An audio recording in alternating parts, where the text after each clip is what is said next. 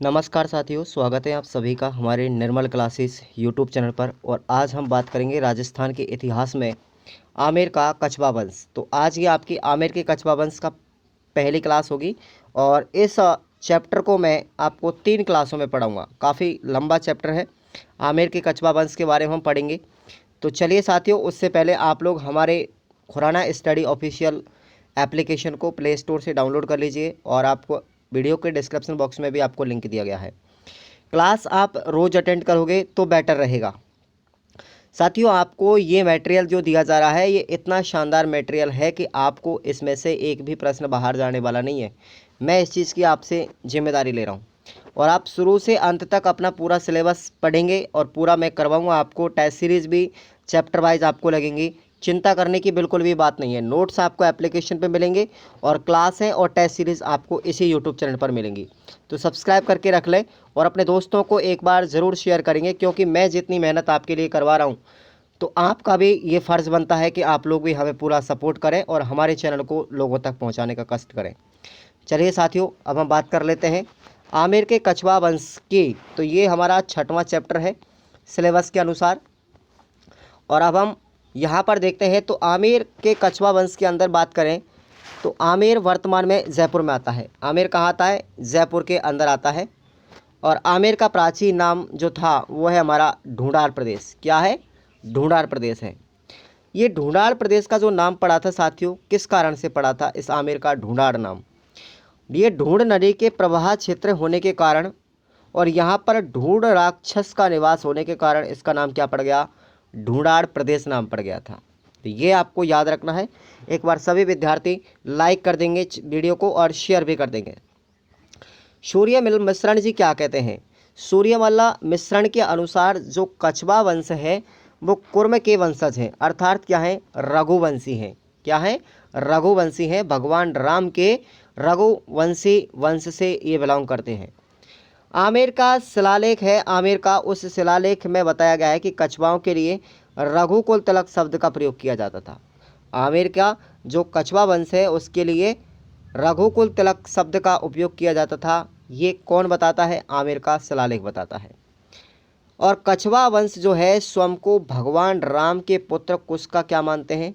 वंशज भी मानते हैं। ये भी खुद के अनुसार यहाँ पर कुछ इतिहासकार मानते हैं कि जो कछवा वंश है वो स्वयं को क्या मानता है? भगवान राम का पुत्र कुश का क्या मानता है? वंशज मानता है।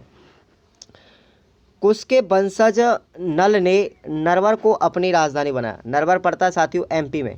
एमपी में नरवर पड़ता है और उसको अपनी पहली राजधानी बनाया था। फिर नल का 33वां वंशज पैदा हुआ था जिसका नाम था सोड़ा सिंह, जो नरवर का क्या बना? शासक बना। और इस सोड़ा सिंह का जो पुत्र था जिसका नाम था दुलेराय। और दुलेराय के कई नाम है, आपको याद रखना है। इतिहास में कई नामों से इसको जाना जाता है। इसको हम दुलेराय भी कहते हैं, धौले राय भी कहते हैं और तेजकरण भी कहते हैं। कुछ भी नाम लिखा मिल जाए एक ही बात है। तो ये सोड़ा सिंह के पुत्र थे। अब दुले राय का जो विवाह है साथियों, वो विवाह हो जाता है दौसा के शासक रालपसी की पुत्री सुजान कंवर से। किससे हो जाता है? सुजान कंवर से इसका विवाह हो जाता है। और ये दौसा में जगह का नाम है मोरा। ठीक है, मोरा। वहाँ के शासक थे रालपसी। उसकी पुत्री सुजान कंवर से इस दुले राय का क्या हो गया? विवाह हो गया। 1137 ईस्वी में दुले राय ने दौसा के पास रहने वाले बड़ गुर्जरों को पराजित करके कछवा वंश की आमेर में नाम दौसा में अपनी नींव डाली थी। सबसे पहले दुले राय ने अपनी राजधानी किसको बनाया? दौसा को बनाया। ये आपको याद रखना है। कोई पूछे कि कछवा वंश की प्रथम राजधानी कौन सी है तो आपको याद रखना दौसा है। और दौसा को कब राजधानी बनाया? 1137 ईस्वी में दुले राय के द्वारा। अगर आपसे कछवा वंश की कुल देवी पूछी जाए तो आपको याद रखना है जम्बाई माता है, जिसका मंदिर जयपुर में है। और ये मंदिर भी किसने बनवाया था? दुले राय ने बनवाया था। जम्बा रामगढ़ का प्राचीन नाम अगर आपसे पूछा जाए तो क्या होगा? माच प्रदेश है। क्या नाम है? माच प्रदेश है। और जो जम्बा रामगढ़ है साथियों, उसमें गुलाब के फूल अत्यधिक होने के कारण इस ढूंढाड़ का पुष्कर भी इसको कहते हैं। जम्बा रामगढ़ को ढूंढाड़ का पुष्कर भी कहते हैं क्योंकि इसमें गुलाब के फूलों की खेती अत्यधिक की जाती है। माच प्रदेश में मीणा जनजाति का शासन था जिसको दुले राय ने क्या किया? पराजित भी किया था। और कछवा राजवंश की अगर आपसे आराध्य देवी पूछी जाए तो आप सबको विदित है शिला देवी है, जिसका मंदिर कहाँ पर है, आमेर में है। और इस मंदिर का निर्माण करवाया था मानसिंह प्रथम ने। किसने करवाया, मानसिंह प्रथम ने करवाया था। मानसिंह जो प्रथम थे ये शिला देवी की मूर्ति को लेकर के आए थे साथियों, पूर्वी बंगाल के शासक केदारनाथ को पराजित करके। बंगाल के शासक केदार को पराजित करके इस शिला देवी की मूर्ति को वहाँ से लेकर के आए और जसोर नामक स्थान पर लाए थे। लेकिन फिर भी जसोर से ये कहाँ ले आए, इसको आमेर ले आए। तो लाए थे बंगाल से, आमेर में इसका मंदिर बनवा दिया और तभी से कहते हैं कि ये आराध्य देवी है आमेर के कछवा वंश की। ऐसा मानते हैं कि शिला देवी की जो मूर्ति है साथियों, उस पर 2.5 प्याला शराब का चढ़ाया जाता है, जिसको हम क्या कहते हैं, चरणामृत कहते हैं। याद रखना नोट, ऐसी कौन सी लोक देवी है जिस पर 2.5 प्याला शराब का चढ़ाया जाता है, क्या आंसर होगा, शिला देवी होगा। अब कछवा वंश की राजधानियां मैं आपको एक ही जगह बता देता हूं और ये प्रश्न एग्जाम में कई बार पूछा गया है। कछवा वंश जो है उसकी 4 राजधानी आपको याद रखनी है। 4 राजधानी मैं आपको बताऊंगा। पहली राजधानी थी दौसा, दूसरे नंबर पर जो राजधानी बनी थी वो बनी थी साथियों जम्बा रामगढ़। क्या बनी थी, जम्बा रामगढ़। देखो नोट्स पढ़ने से ये फ़ायदा है कि जो चीज़ अगर इसमें नहीं है उसको मैं एक्स्ट्रा बता रहा हूँ। दूसरे नंबर पर जम्बा रामगढ़ और तीसरे नंबर पर बनी थी आमेर 1207 ईस्वी में, किसने बसाई, कोकिल देव ने। और चौथे नंबर पर थी हमारी जयपुर 1727 में, किसने बनाई थी, सवाई जयसिंह ने बनाई थी। तो ये आपको याद रखना है। पहले नंबर पर दौसा 1137 दूल्हे राय ने बनाई और दूसरे नंबर पर जम्बा रामगढ़, इसको भी दूल्हे राय ने बनाया राजधानी। तीसरे नंबर पर आमेर है, इसको 1207 में कोकिल देव ने बनाया। और चौथे नंबर पर हमारी जयपुर, इसको 1727 में सवाई जयसिंह ने बनाया। तो ये 4 राजधानी और याद रखनी है। आप दूसरे नंबर पर आप लोग जम्बा रामगढ़ इसको याद कर लेंगे, लिख लेंगे इसमें। अफगानों की अधीनता स्वीकार करने वाला ऐसा एकमात्र पहला कछवा वंश था जिन्होंने अफगानों की अधीनता स्वीकार करी थी और प्रथम शासक थे इसके रतन सिंह। कौन थे, रतन सिंह। अफगानों की अधीनता स्वीकार करने वाले आमेर के कछवा प्रथम शासक कौन थे, वो थे हमारे रतन सिंह। और मुगलों की अधीनता स्वीकार करने वाले प्रथम कछवा वंश के शासक कौन थे, भारमल थे। आप लोग याद रखना, मानसिंह का जो कछवा थे, मानसिंह प्रथम थे, उनके दादाजी, ठीक है। तो ये भारमल थे, इन्होंने मुगलों की सबसे पहले अधीनता स्वीकार की थी। भारमल ने ही सबसे पहले मुगलों से वैवाहिक संबंध भी स्थापित किए थे। ये भी आपको याद रखना। अकबर के साथ ने इसने अपनी पुत्री का विवाह कर दिया था जिसका नाम था मानबाई। क्या नाम था, मानबाई। आगे हम पढ़ेंगे विस्तार से, देखिएगा। अब बात करते हैं हम कोकिल देव की। दूल्हे राय के बाद में अगले शासक कौन बनते हैं, कोकिल देव। कोकिल देव ने 1207 में राजधानी बनाया था आमेर को और इस आमेर के किले का निर्माण भी इन्होंने करवाया था। याद रखना, कई बार एग्जाम में पूछा जा सकता है कि आमेर का किला किसने बनवाया था, आंसर क्या होगा, कोकिल देव। और इस आमेर का प्राचीन नाम अंबिका नगर था। उस समय क्या नाम था, अंबिका नगर था। और अगले शासक आते हैं पृथ्वीराज कछवा। कौन है, पृथ्वीराज कछवा। ये आपको याद रखना है, इनका शासनकाल है 1503 से लेकर के 1527 तक। और इनके गुरु का नाम था चतुरनाथ। कौन नाम था, चतुरनाथ। पृथ्वीराज कछवा नाथ संप्रदाय के अनुयायी थे। कौन थे, नाथ संप्रदाय को इन्होंने अपनाया था। नाथ संप्रदाय की अगर आपसे पीठ पूछी जाए, प्रधान पीठ, तो याद रखना गलताजी जयपुर में है। कहाँ पर है, गलताजी जयपुर में। पृथ्वीराज के शासनकाल में कृष्णदास बिहारी ने चतुरानाथ को शास्त्र युद्ध में हरा दिया था, जिसमें कृष्णदास जीत गए और चतुरानाथ को हरा दिया। किसमें, शास्त्र युद्ध में।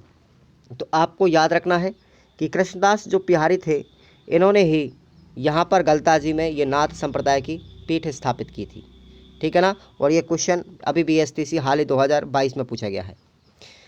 कृष्णदास बिहारी ने रामानंदी संप्रदाय की स्थापना की थी। किसकी की थी, रामानंदी संप्रदाय की। नोट कर लो इसको, यही पूछा गया था प्रश्न कि रामानंदी संप्रदाय की स्थापना किसने की थी, गलताजी में कृष्णदास बिहारी ने की थी। गलताजी में 2 संप्रदाय की पीठ है, एक तो नाथ संप्रदाय और दूसरी है रामानंदी संप्रदाय, जिसको कृष्णदास बिहारी ने स्थापित किया था।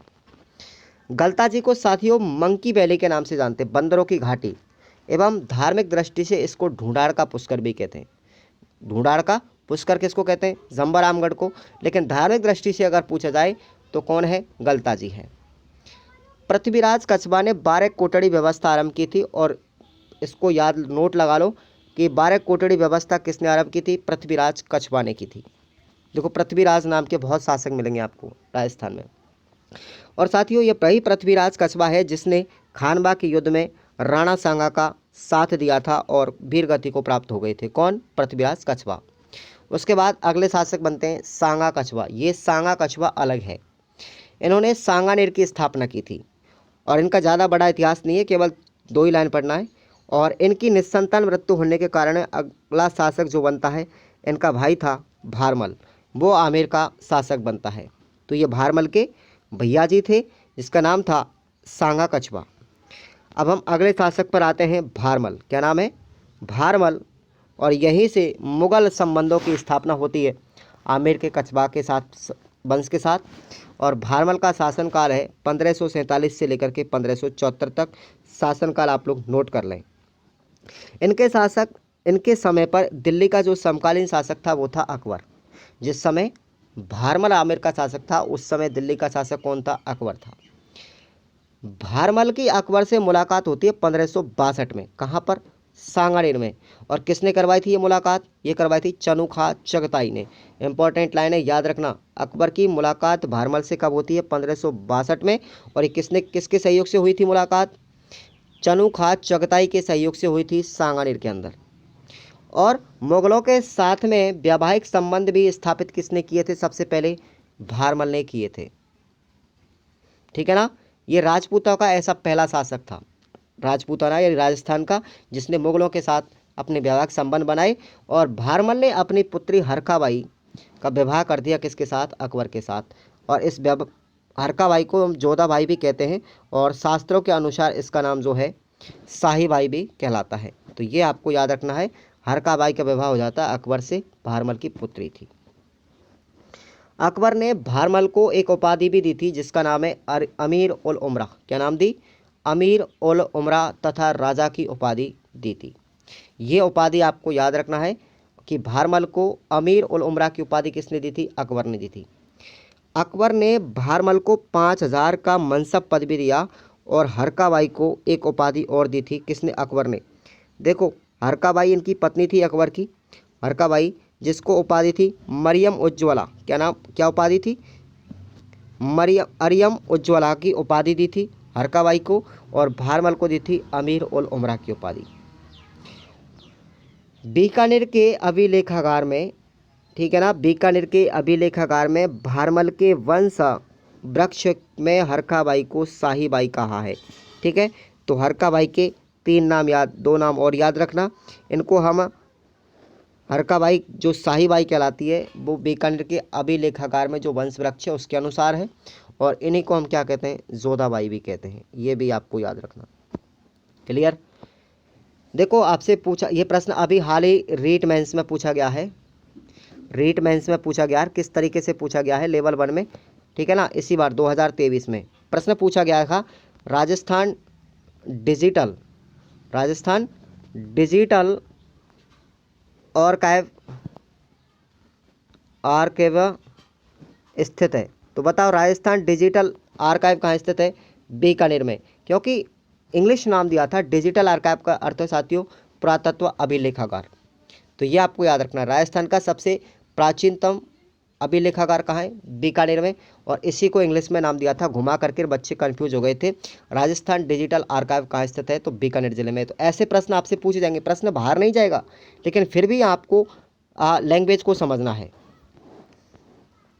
भारमल ने अपने पुत्र भगवंत दास और उनका एक पोता भी था, नाती, जिसका नाम था मानसिंह कछवा, मानसिंह प्रथम भी कह सकते हैं इसको, इन्होंने अकबर की सेवा में भेज दिया। भारमल ने अपने पुत्र और नाती दोनों को अकबर की सेवा में भेज दिया।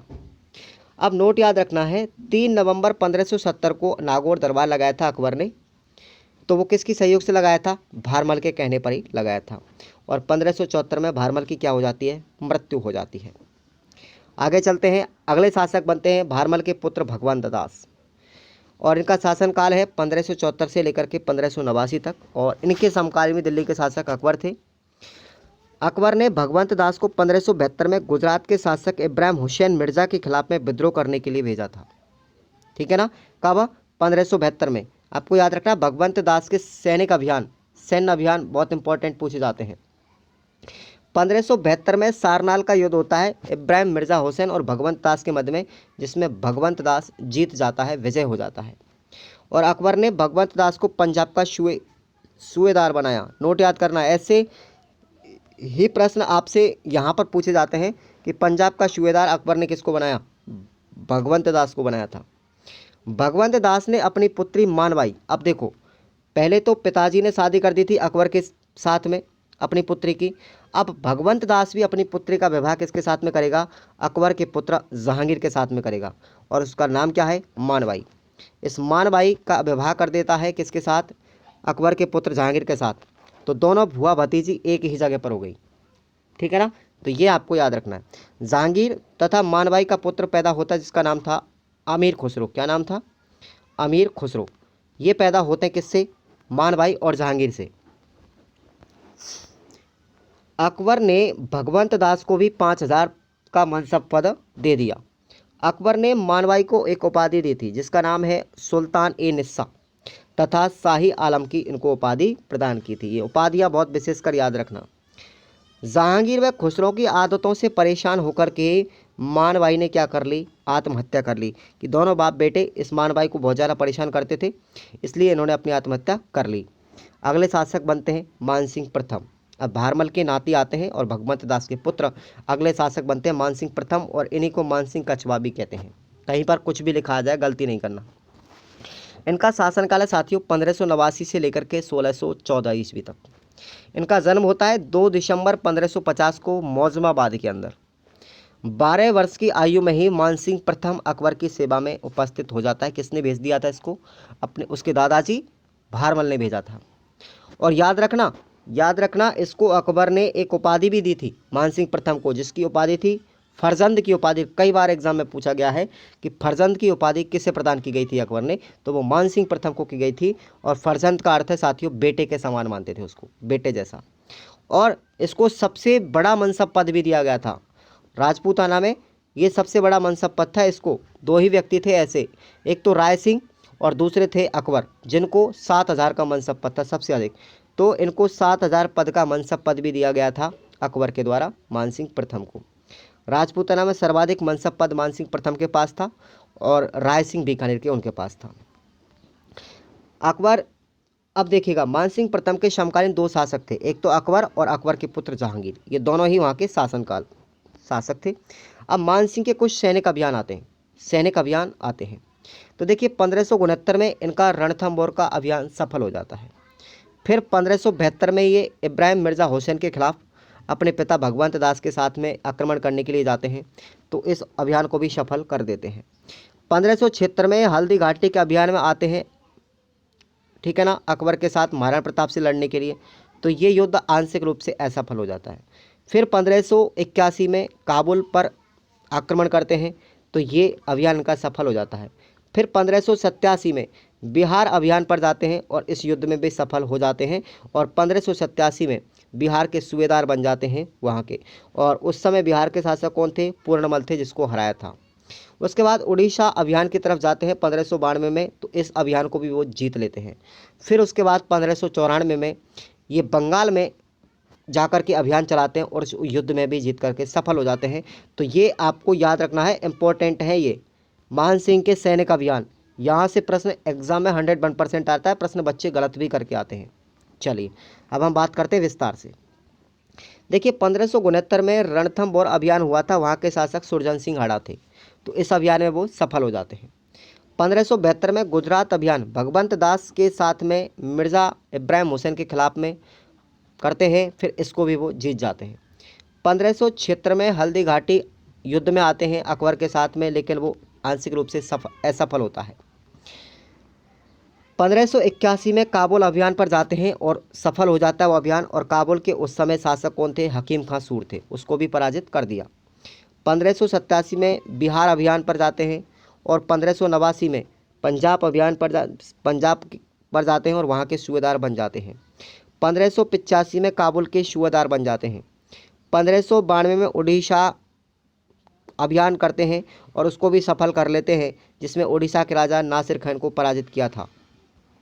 उसके बाद 1594 में बंगाल अभियान पर जाते हैं और वहाँ पर कूच बिहार के शासक लक्ष्मी नारायण को इन्होंने हराया था। तो अब प्रश्न ये आता है और प्रश्न पूछा भी गया था कि भाई जो मानसिंह प्रथम थे उनको सूबेदार कहाँ का नहीं बनाया गया था। तो ऑप्शन सुनिएगा, पहला ऑप्शन था इसमें काबुल, दूसरा ऑप्शन था वहाँ का पंजाब, तीसरा ऑप्शन था बिहार और चौथा ऑप्शन था गुजरात। ठीक है ना। अब बताओ किसका नहीं बनाया गया था। तो आंसर क्या था उसमें सेकंड ग्रेड में, गुजरात का नहीं बनाया था। तो आपको याद रखना है 4 जगह का उसको शासक बनाया, सूबेदार बनाया गया था। ये आपको याद रखना है। कहाँ का बनाया गया था? 4 जगह, काबुल, पंजाब, बिहार और उड़ीसा, इन 4 स्थानों की उसको सूबेदारी का पद दिया गया था। गुजरात का कोई पद नहीं था उसके पास। ठीक है ना। तो ये आपको याद रखना है, एग्जाम में ऐसे ही प्रश्न एग्जाम में पूछे जाते हैं। बिहार की राजधानी टंडा से राजमहल बनाई, राजमहल को बना दिया। पहले बिहार की राजधानी टंडा थी, फिर अकबर ने क्या बनवा दी उसको, राजमहल बनवा दी मानसिंह के सहयोग से। मानसिंह प्रथम ने 3 बार बंगाल के गवर्नर बने। याद रखना, बंगाल के भी ये 3 बार गवर्नर रह चुके हैं। अब मानसिंह की स्थापत्य कला, अब देखिए क्या क्या चीज़ इन्होंने बनवाई थी। इन्होंने शिला देवी मंदिर का निर्माण भी करवाया था और मानसिंह प्रथम की पत्नी थी जिसका नाम था कनकावती।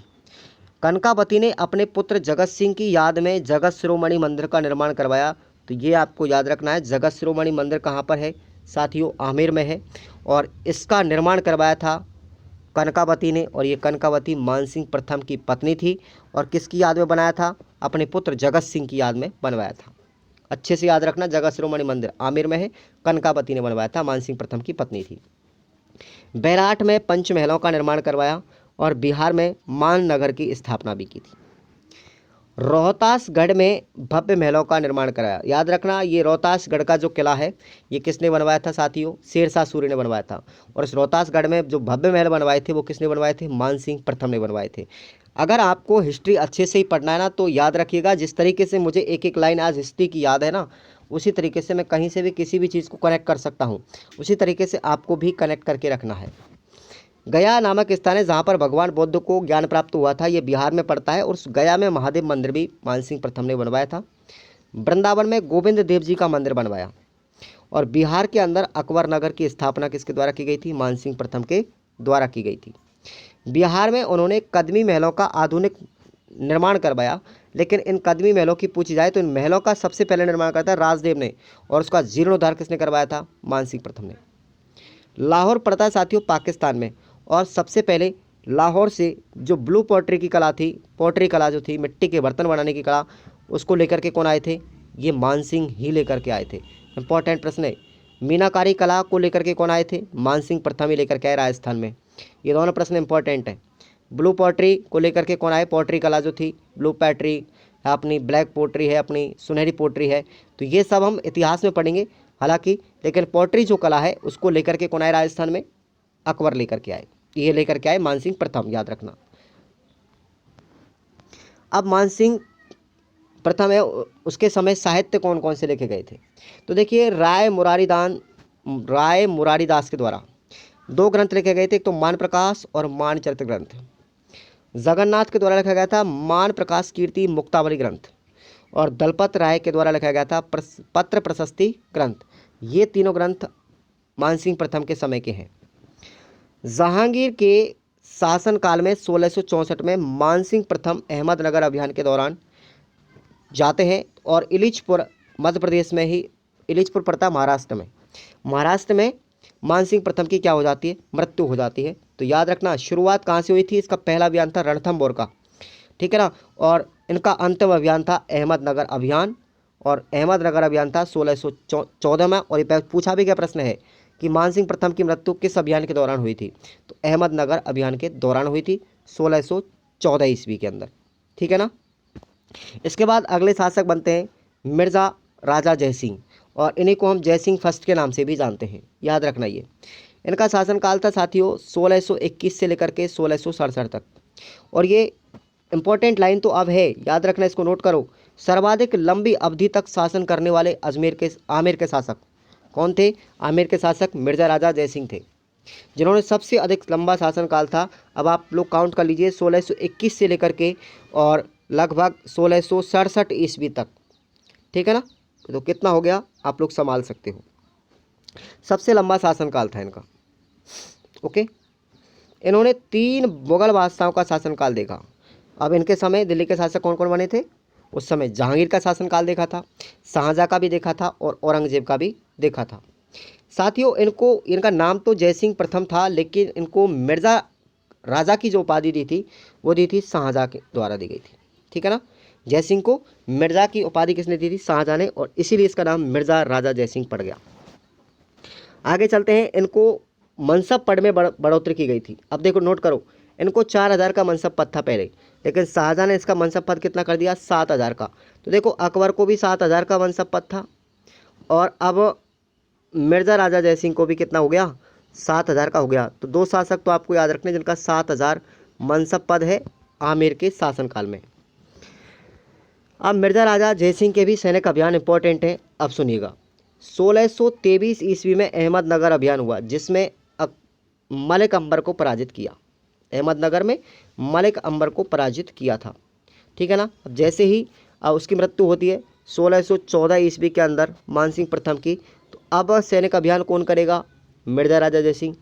ठीक है ना। तो अब 1623 में जाता है अहमदनगर पर, आक्रमण करता है और इस आक्रमण में इस अभियान को सफल बना देता है। 1629 ईस्वी में वो उज्जबेकों के विद्रोह का दमन करता है। 1636 में मिर्ज़ा राजा जयसिंह बीजापुर में गोलकंडा अभियान जो है उसमें सफल हो जाते हैं। 1651 में कंधार अभियान सफल होने पर कंधार के सूबेदार बने। याद रखना, मिर्ज़ा राजा जयसिंह कहाँ के सूबेदार बने? कंधार के सूबेदार बने थे। और 25 जून 1658 में मथुरा में औरंगजेब से उनकी मुलाकात हुई और अधीनता स्वीकार कर ली। ठीक है ना। मार्च 1659 में दोराई के युद्ध में औरंगजेब का इन्होंने साथ दिया था।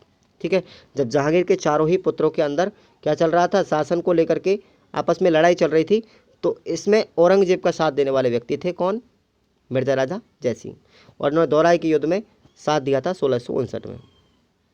शिवाजी और उसके पुत्र संभाजी के विरुद्ध भी औरंगजेब ने मिर्ज़ा राजा जयसिंह और दिलावर खां को भेजा था युद्ध करने के लिए। तो आपको याद रखना है, औरंगजेब ने सेना भेजी थी मिर्ज़ा राजा जयसिंह और दिलावर खां के नेतृत्व में। किसको हराने के लिए? शिवाजी और उसके पुत्र संभाजी को। फिर उसके बाद में 14 अप्रैल 1665 को मिर्ज़ा जयसिंह ने शिवाजी के 3 प्रमुख दुर्ग थे, एक तो वज्रगढ़, दूसरा माची और तीसरा पुरंदर, इन पर 2 माह तक घेराव कर लिया था। ठीक है ना। किसने किया था? मिर्ज़ा राजा जयसिंह ने। ये तीनों किले किसके थे? शिवाजी के थे। इन तीनों ही किलों को घेर लिया था 2 महीने के लिए, और ये बात थी 14 अप्रैल 1665 की। उसके बाद में शिवाजी व मिर्ज़ा राजा जयसिंह को संधि प्रस्ताव भिजवाते हैं। शिवाजी ने कहा भाई ऐसा करो, तुम हमसे संधि कर लो। किसको नोटिस भेजा? मिर्ज़ा राजा जयसिंह को। अब इनके बीच में संधि हो जाती है, और इम्पोर्टेंट संधि है, आपको याद रखना है, नोट कर लें, कई बार पूछी गई है। 11 जून 1665 में पुरंदर की संधि होती है, पुरंदर नामक स्थान पर, इसलिए इसको पुरंदर की संधि कहते हैं। और संधि होती है मिर्ज़ा राजा जयसिंह और शिवाजी के मध्य में, नोट कर लो। इस संधि के तहत में क्या हुआ? प्रस्ताव क्या रखा गया कि शिवाजी के पास में थे 35 दुर्ग, उनमें से 23 दुर्ग मुगलों को देने पड़ेंगे, ये इसमें तय किया गया था। शिवाजी के पास 35 दुर्ग थे, उनमें से 23 दुर्ग किनको देने पड़ेंगे? मुगलों को देने पड़ेंगे। ये शर्त रखी गई थी शिवाजी से, तभी जाकर के हम संधि करेंगे, और इस संधि में ऐसा हुआ भी था। इस संधि के तहत शिवाजी ने मुगलों की अधीनता स्वीकार कर ली और संभाजी को सेवा में भेज दिया, और आवश्यकता पड़ने पर शिवाजी भी उपस्थित होंगे। यह ऐसा रखा गया था कि भाई तुमको, संधि में क्या रखा गया था कि शिवाजी अपने पुत्र को हमारी सेवा में भेजेगा और खुद अधीनता स्वीकार करेगा, और आवश्यकता अगर पड़ेगी तो खुद शिवाजी को भी हमारे दरबार में आना पड़ेगा। लेकिन बात है 19 मई 1666 में शिवाजी मुगल दरबार में शामिल होने के लिए आगरा तक तो आते हैं, लेकिन वहाँ पर उचित मान सम्मान नहीं मिलने के कारण वो वापस लौट जाते हैं। 1666 में औरंगजेब ने मिर्ज़ा जयसिंह को बीजापुर अभियान पर भेजा। अब अगला अभियान कौन सा है? 1666 में औरंगजेब ने भेजा मिर्ज़ा राजा जयसिंह को बीजापुर अभियान, जहाँ पर इसकी मृत्यु हो जाती है। कहाँ पर? औरंगाबाद में मिर्ज़ा राजा जयसिंह की। तो याद रखना, इनका अंतिम अभियान कौन सा था? इनका अभियान था साथियों बीजापुर अभियान। और वहीं पर इनकी मृत्यु होती है 1666 में। अब एक कथन याद रखना, और ये क्वेश्चन एग्जाम में पूछा गया है। जादू नाथ सरकार के अनुसार मिर्जा जयसिंह की मृत्यु उसी प्रकार हुई है जैसे एलिजाबेथ के दरबार में बाला सिंघम की मृत्यु हुई है, और ये इंपॉर्टेंट लाइन है, ठीक है ना। जिस तरीके से एलिजाबेथ के दरबार में बाला सिंघम की मृत्यु हुई थी, उसी तरीके से मिर्जा राजा जयसिंह की मृत्यु हुई थी। ये आपको याद रखना है। ये किसने कहा था? जादूनाथ सरकार ने कहा था, एक व्यक्ति का नाम है। अब मिर्जा राजा जयसिंह की स्थापत्य कला के बारे में सुनो। इन्होंने दीवाने आम, दीवाने खास, केसर क्यारी का निर्माण आमेर में करवाया था, और जयगढ़ दुर्ग का निर्माण भी इन्होंने ही करवाया था। याद रखना, जयगढ़ दुर्ग किसने बनवाया था? मिर्जा राजा जयसिंह ने। अब इनके प्रमुख दरबारी विद्वान कौन कौन थे? एक तो थे कवि बिहारी, दूसरे थे राम कवि, और तीसरे थे कुलपति मिश्र। ये आपको याद रखना है। और अगले शासक हम पढ़ेंगे सवाई जयसिंह, इनको हम जयसिंह सेकंड भी कहते हैं। जयसिंह प्रथम जो थे वो तो थे हमारे मिर्जा राजा जयसिंह, और जयसिंह सेकंड है वो है सवाई जयसिंह, ठीक है ना। ये आपको हम आगे बताएंगे सवाई जयसिंह के बारे में। और आप लोग तब तक के लिए वीडियो को लाइक कर दो, चैनल को सब्सक्राइब कर लो, ठीक है ना। सब्सक्राइब करने में कोई पैसा नहीं लगता, और आप लोग रेगुलर क्लास लेंगे, हिस्ट्री मैं पूरी पढ़ा दूंगा और आपको पता भी नहीं चलेगा, और आप सोचते रह जाओगे कि ऐसा क्यों हुआ। मैं तो रेगुलरिटी बना रहा हूँ, लेकिन आप लोग अपनी रेगुलरिटी में नहीं है, ठीक है ना। तो जो रेगुलरिटी बनाते ना वही कुछ प्राप्त करते हैं। आप लोग कछुआ चाल चलिए, आराम से पढ़िए, कम पढ़िए, पूरा पढ़िए। आप खरगोश की तरह मत दौड़िए, वरना जल्दी से थक जाओगे। धन्यवाद साथियों, मिलते हैं नेक्स्ट अपडेट में, अब नेक्स्ट वीडियो के अंदर। तब तक के लिए जय हिंद।